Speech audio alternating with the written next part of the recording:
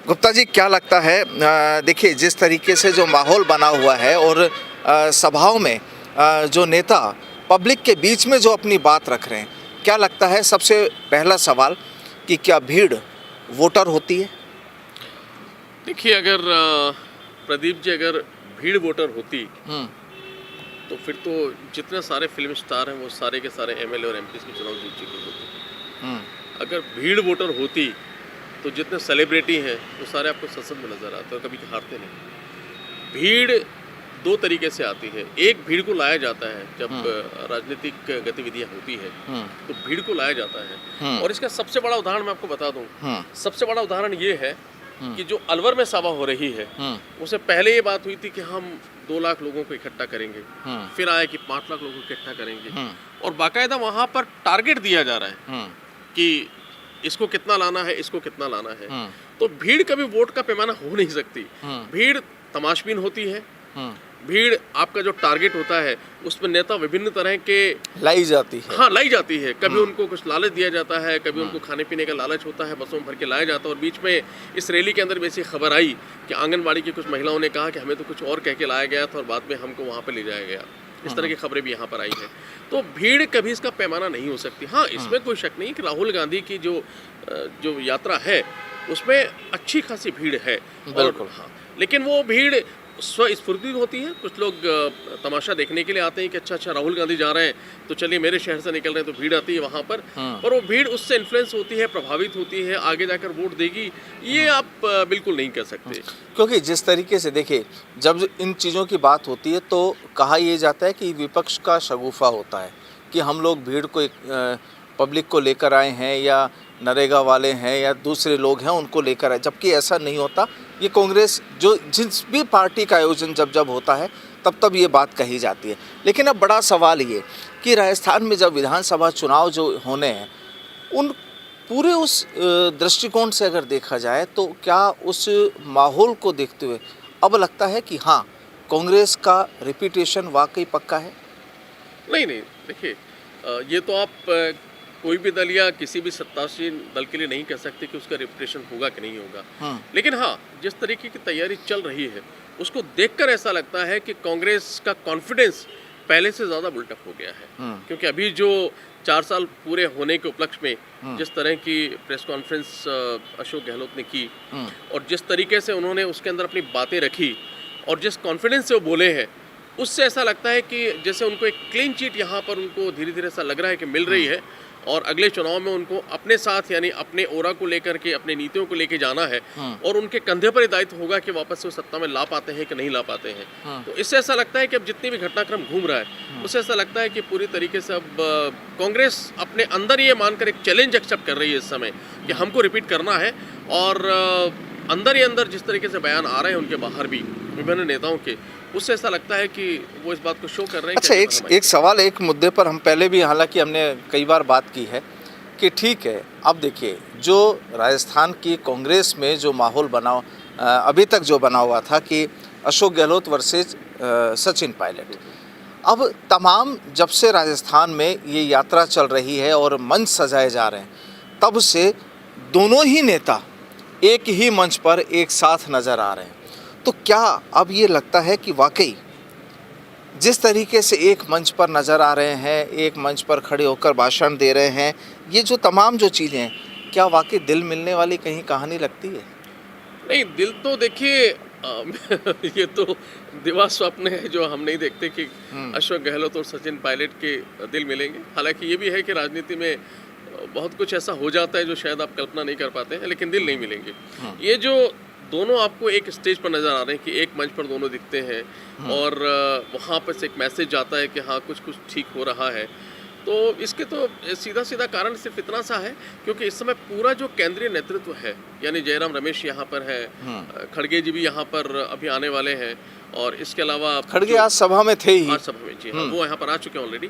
और जो संगठन मंत्री वेणुगोपाल है वो यहाँ पर है। तो एक तरह से पूरा का पूरा जो वर्किंग शीर्ष नेतृत्व है वो यहाँ पर है। वो यहाँ पर ये मैसेज देने के लिए उन्होंने प्रेशराइज किया है कि all is well Rahul Gandhi की यात्रा तक। चर्चाएं ये भी है कि 23 तारीख को दिल्ली में कोई इनकी बैठक भी होने वाली है। तो अब वो बैठक किस संबंध में है और क्या वहाँ पर निकल कर आएगा, खैर वो बात की बात है।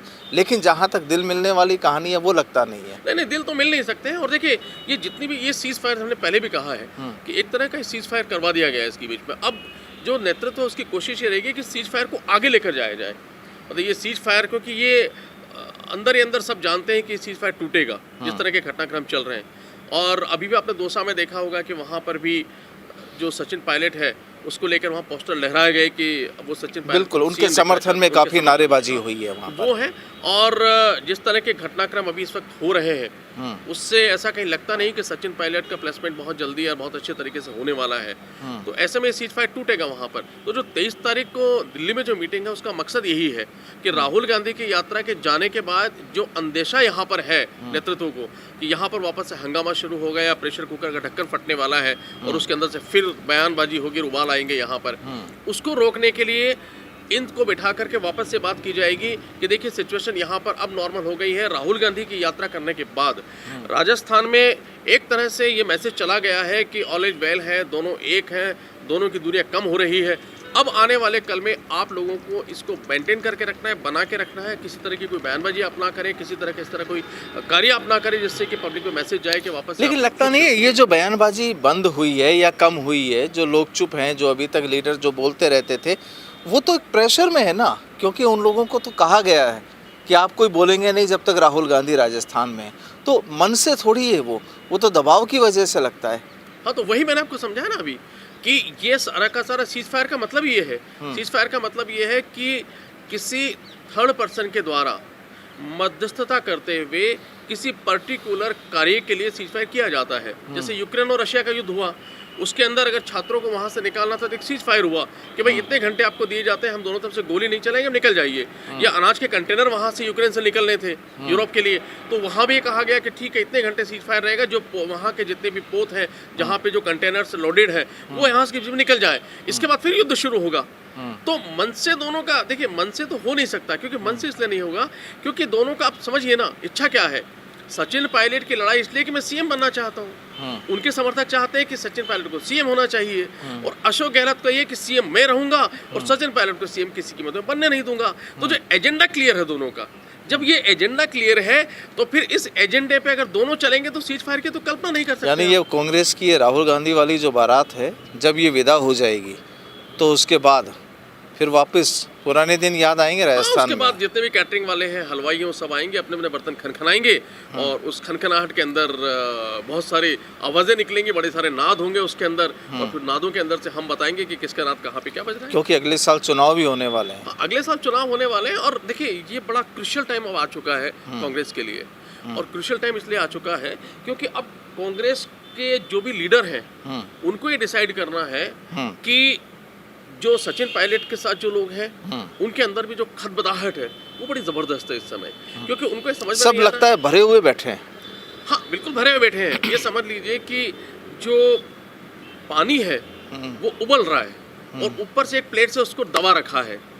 अब वो प्लेट जैसे राहुल गांधी यहाँ जाएंगे तो पानी हिलोरे मारेगा, प्लेट उछल के गिरेगी, उसके बाद कितनी बूंदें टपकती है या पूरा पानी का घड़ा गिर जाता है, वो उबलते हुए पानी के अंदर से कितनी जलन पैदा होती है, ये सब देखने का विषय होगा। लेकिन ये प्रेशराइज करके किसी तरीके से किया गया है, ये कोई दिल मिलने वाली बात नहीं है। इसके अंदर कहीं ये नहीं है क्योंकि प्यार मोहब्बत टपक रहा है।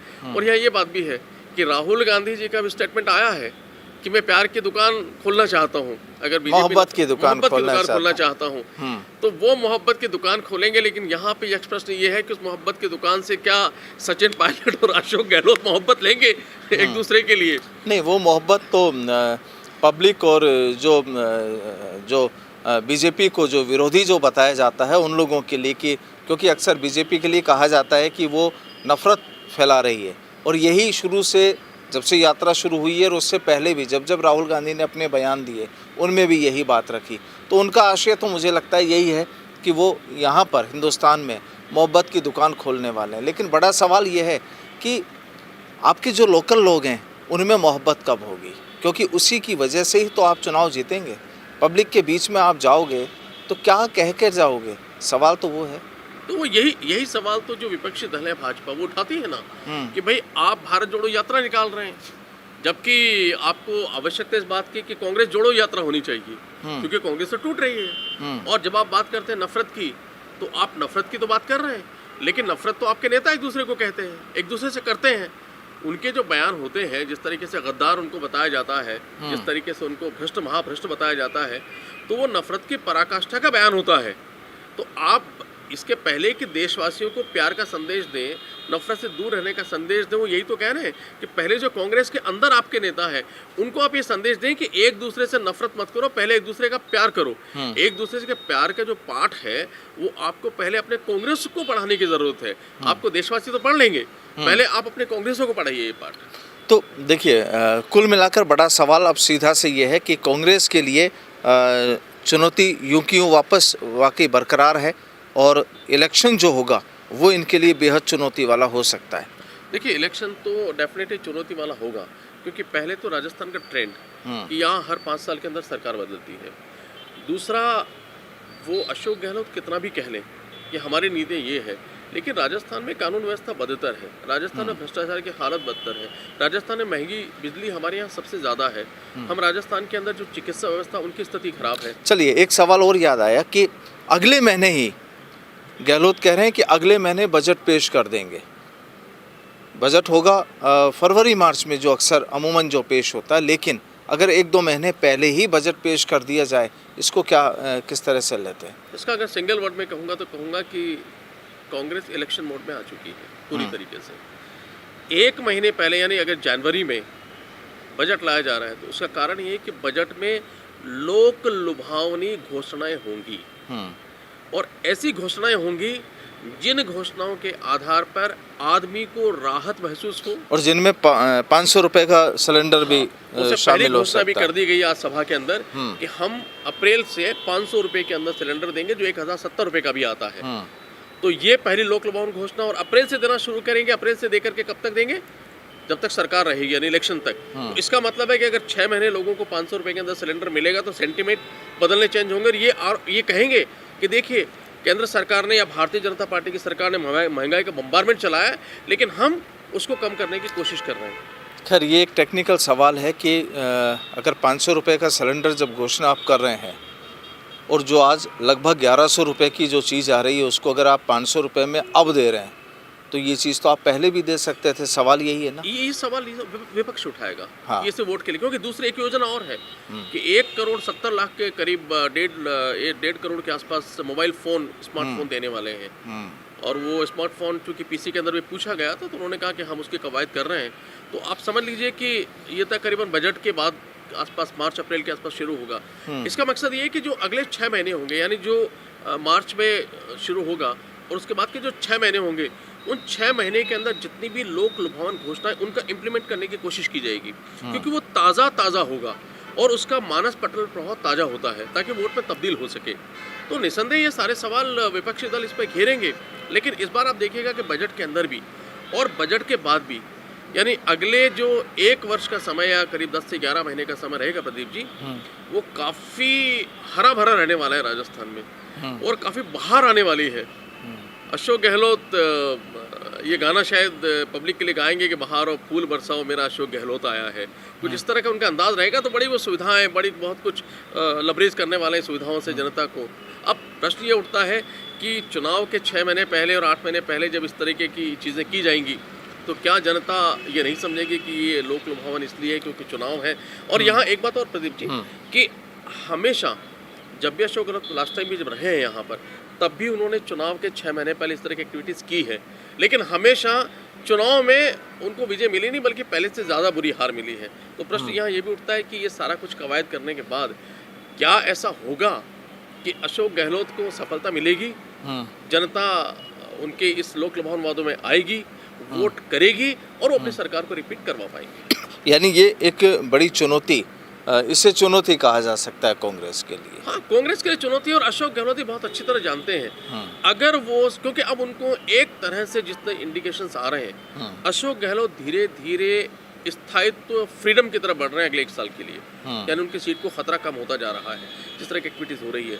ऐसे में अगर अशोक गहलोत अपना सरकार को रिपीट नहीं करवा पाए, या अशोक गहलोत अगर रिपीट नहीं करवा पाते हैं और सीटों का मार्जिन भी बहुत बुरी तरह से हार जाते हैं, तो फिर अशोक गहलोत की जो आने वाली पॉलिटिकल लाइफ है उसके ऊपर बहुत बड़ा क्वेश्चन सवाल, मार्क खड़ा बिल्कुल होगा। सवालिया मार्क लगेगा। क्योंकि इनका ट्रैक रिकॉर्ड ये है कि जब बिल्कुल। भी सत्ता में होंगे सत्ता को रिपीट नहीं कर पाएंगे और हार भी जबरदस्त होगी।